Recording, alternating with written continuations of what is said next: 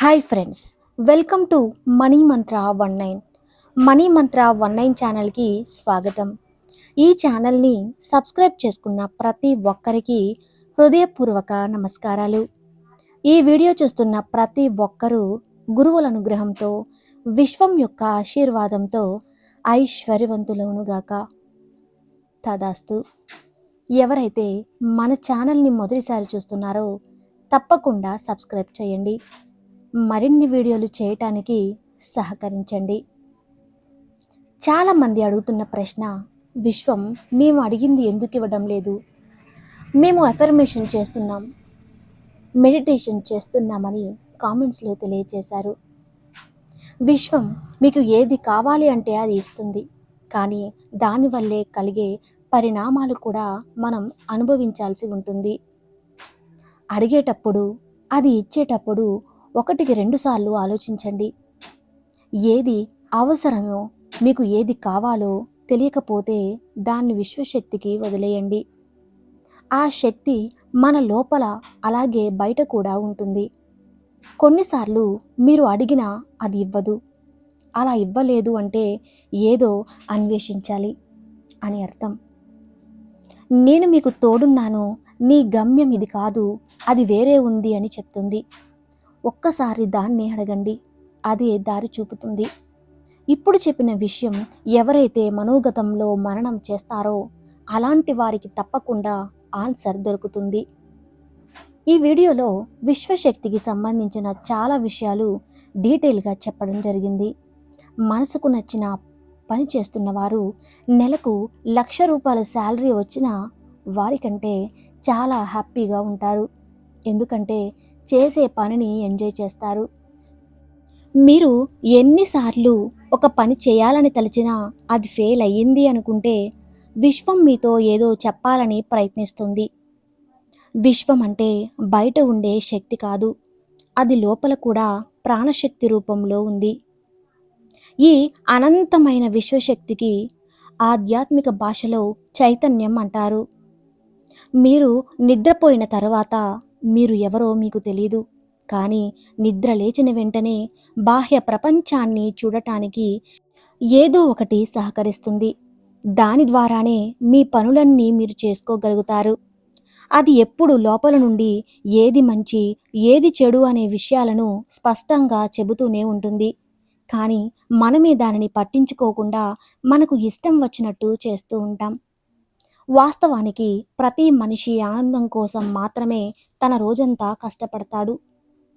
ఒకడు అహంతో ఆనందం ఉంటుంది అనుకుంటాడు, ఇంకొకడు రాక్షసత్వంలో ఆనందం ఉంది అనుకుంటాడు, ఇంకొకడు డబ్బు ఖర్చు పెట్టడంలో ఆనందం ఉంది అనుకుంటాడు. కానీ ఆనందం మన లోపలే ఉంటుంది. మీ చేతిని ఎవరైతే తాకితే ఆ స్పర్శను మీరు లోపల నుంచే పొందుతారో, బయట నుండి కాదు. అలా ఎందుకు జరుగుతుందో తెలుసా? ఆ చైతన్యం మీలో ఉంది కనుక. నిజానికి చైతన్యం యొక్క ముఖ్య లక్షణం ఆనందం.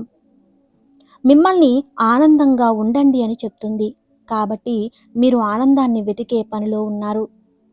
మీరు చేసే పని మీకు నచ్చడం లేదు అంటే మీ లోపల మీరు ఆనందంగా లేరు అని అర్థం. మీ లోపల ఏదో మీరు మిస్ అయ్యారని అర్థం. ప్రతి ఒక్కరికి ఏదో ఒక టాలెంట్ ఉంటుంది. అది తెలుసుకొని చేస్తే మీరు విజయం సాధిస్తారు. దానిని గుర్తించండి.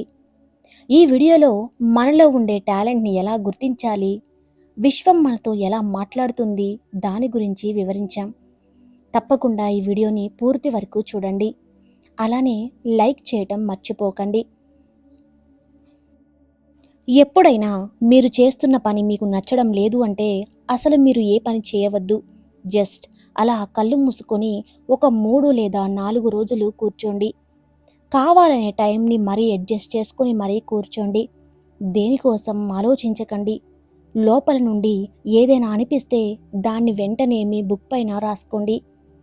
ఎవ్వరితో ఏమీ మాట్లాడకండి. ఏ విషయాలు షేర్ చేయవద్దు. జస్ట్ జరుగుతున్న సన్నివేశాన్ని ఒక సాక్షిగా చూడండి. నేను చెప్పిన విషయం మీ జీవితాన్ని ఒక ప్రత్యేకమైన విధానంలోకి తీసుకువెళ్ళడానికి ఒక పవర్ఫుల్ వే.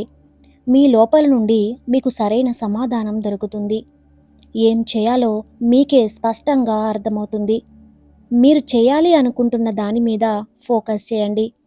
అదే మిమ్మల్ని ముందుకు తీసుకుని వెళ్తుంది. ఒక సాఫ్ట్‌వేర్ ఎంప్లాయ్ కంటే రోడ్డు మీద పానీపూరి అమ్మేవాడు ఎక్కువ డబ్బులు సంపాదిస్తాడు మరియు ఆనందంగా ఉంటాడు.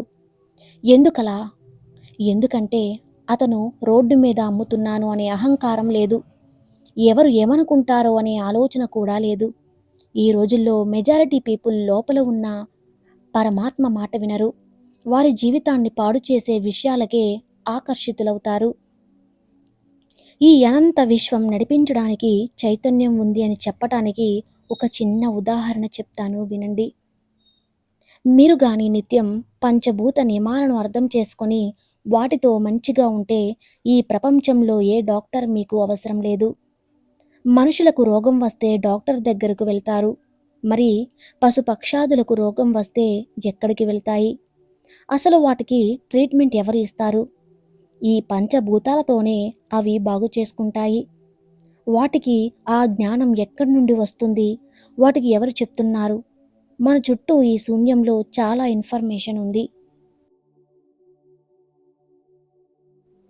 ఎప్పుడైతే చేస్తున్న పని మీద, మాట్లాడుతున్న మాట మీద మనకు ధ్యాస ఉంటుందో చాలా విషయాలు ఎవరు చెప్పకుండానే మనకు అర్థమవుతాయి. నిజానికి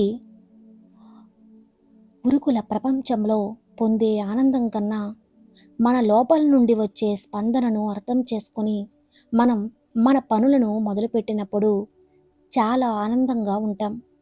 వాస్తవానికి ఆనందం ఉంటే ఎటువంటి రోగం రాదు. లోపల ఉండే చైతన్యానికి ఆనందం కరువైనప్పుడు అది చెత్తను బయటకు తోస్తుంది. అది మీకు శరీరంలో రోగంలా కనిపిస్తుంది.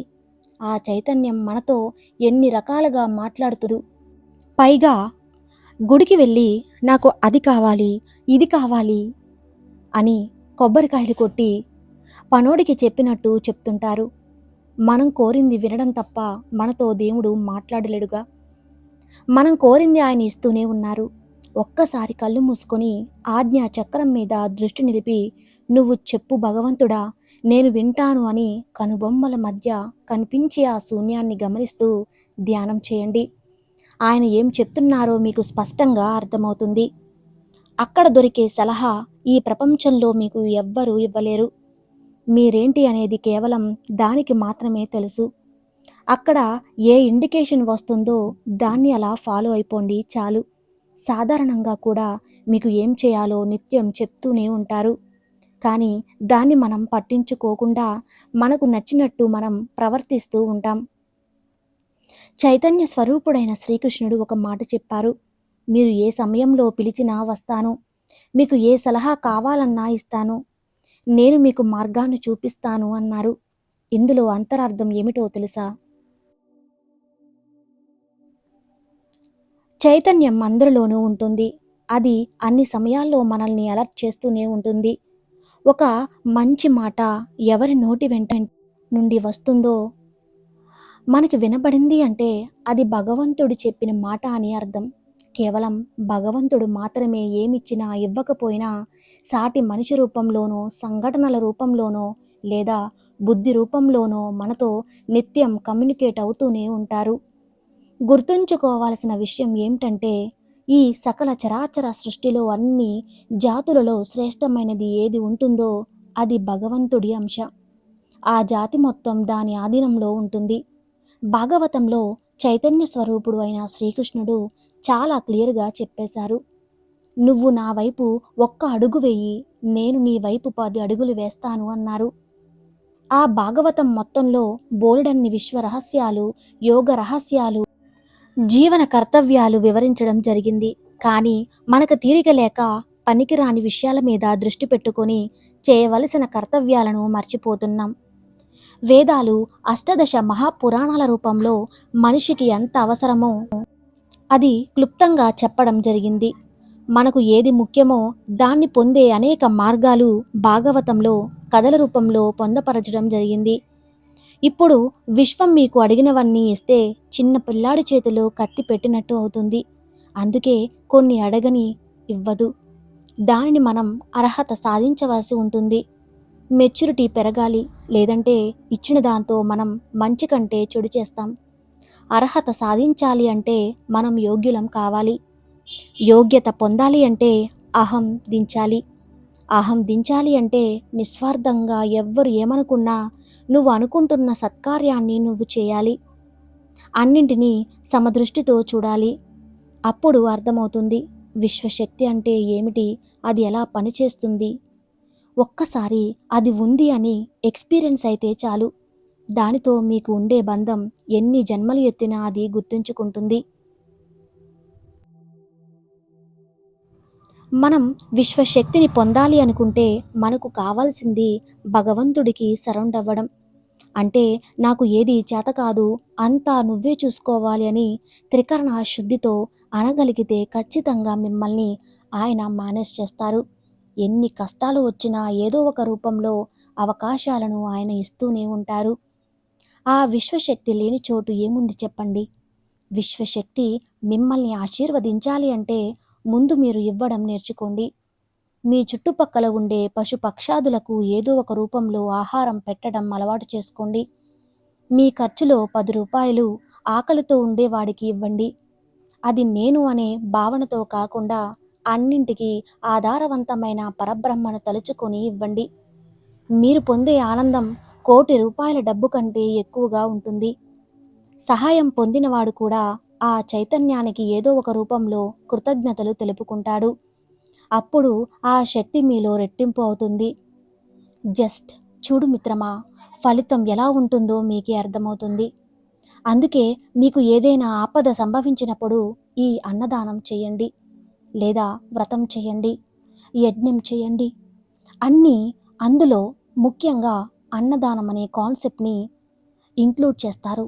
అలా చేయటం వల్ల మీకు దాన్ని స్వీకరించిన వ్యక్తికి ఇద్దరికీ మంచి జరుగుతుంది. ఇక యజ్ఞాలు, హోమాలలో చదివే మంత్రాలు అనంతమైన చైతన్య శక్తిని ఒక దగ్గరకు తీసుకువచ్చి మీ ఇష్టకార సిద్ధికి వినియోగించే విధానం. సాధ్యమైనంత వరకు జీవహింస చేయకండి. మూగ జీవులను చంపి తినడం వల్ల అవి మానసికంగా చాలా ఇబ్బంది పడతాయి. ఆ వైబ్రేషన్స్ మిమ్మల్ని వెంటాడుతాయి. దాని వలనే అనవసరమైన రోగాలు వంటివి రావడం జరుగుతుంది. నాన్ వెజ్ తినడం మానేయడం వల్ల మొదట్లో పెద్దగా మార్పు రాకపోవచ్చు, కానీ కాలం గడుస్తున్న కొద్దీ మీలో పాజిటివ్ ఎనర్జీ పెరుగుతుంది. పాజిటివ్ ఎనర్జీ పెరిగింది అంటే మీలో ఎంతో అద్భుతమైన శక్తి మీలో ప్రవహిస్తుంది. మీరు ఏది కావాలంటే అది జరుగుతుంది, ఏది కావాలి అంటే అది దక్కుతుంది. మీలో మెచ్యూరిటీ పెరుగుతుంది. అందరికంటే ముందుగా ఏం జరుగుతుందో మీరు తెలుసుకోగలుగుతారు. మీలో పవిత్రత పెరుగుతుంది. చూశారు కదండి, విశ్వం మీకు ఎందుకు అడిగింది ఇవ్వదో తెలుసుకున్నారు కదా. ఈ వీడియో మీకు అద్భుతంగా అనిపిస్తే తప్పకుండా మన వీడియోని లైక్ చేసి మీ ఫ్రెండ్స్కి షేర్ చేయండి. Thank you.